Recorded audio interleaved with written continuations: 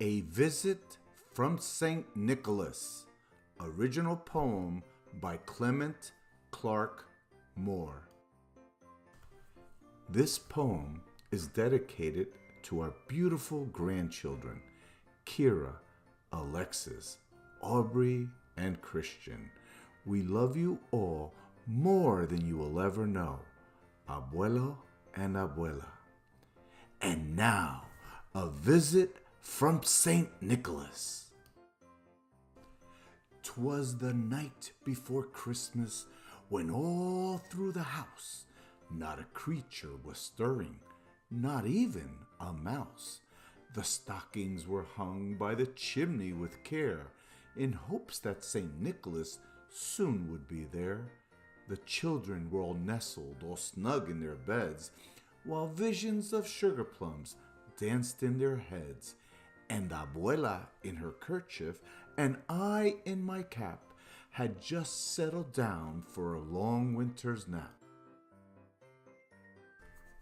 When out on the lawn there arose such a clatter, I sprang from my bed to see what was the matter. Away to the windows I flew like a flash, tore open the shutters and threw up the sash. The moon on the breast of the new fallen snow gave a luster of midday to objects below, when what to my wandering eyes did appear but a miniature sleigh and 8 tiny reindeer.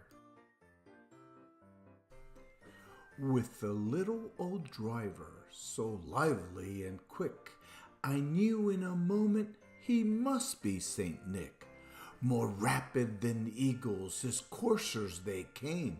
He whistled and shouted and called them by name. Now Dasher, now Dancer, now Prancer and Vixen, on Comet, on Cupid, on Donner and Blitzen, to the top of the porch, to the top of the wall. Now dash away, dash away, dash away all.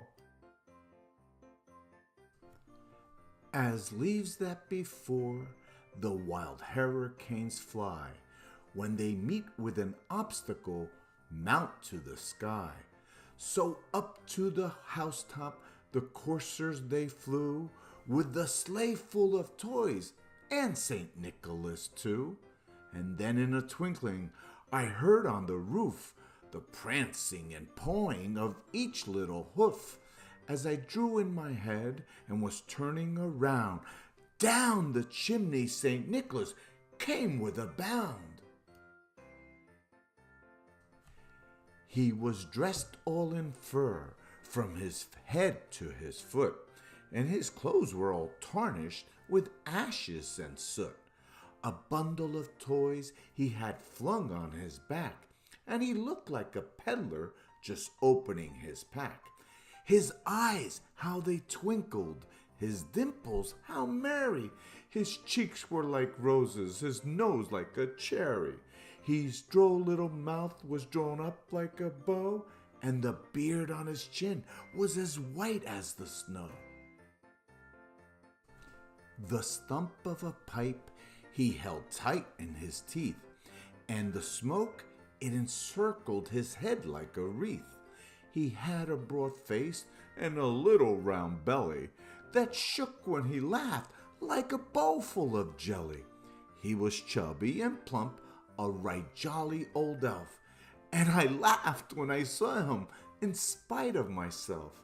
A wink of his eye and a twist of his head soon gave me to know I had nothing to dread.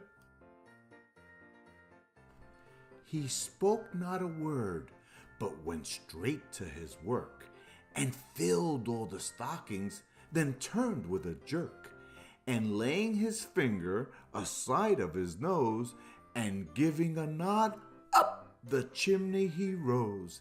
He sprang to his sleigh, to his team he gave a whistle, and away they all flew like the down of a thistle. But I heard him exclaim, ere he drove out of sight, "Happy Christmas to Kira, Alexis, Aubrey, and Christian, and to all a good night." Ho, ho, ho, ho, ho, ho, ho, ho, ho. Merry Christmas.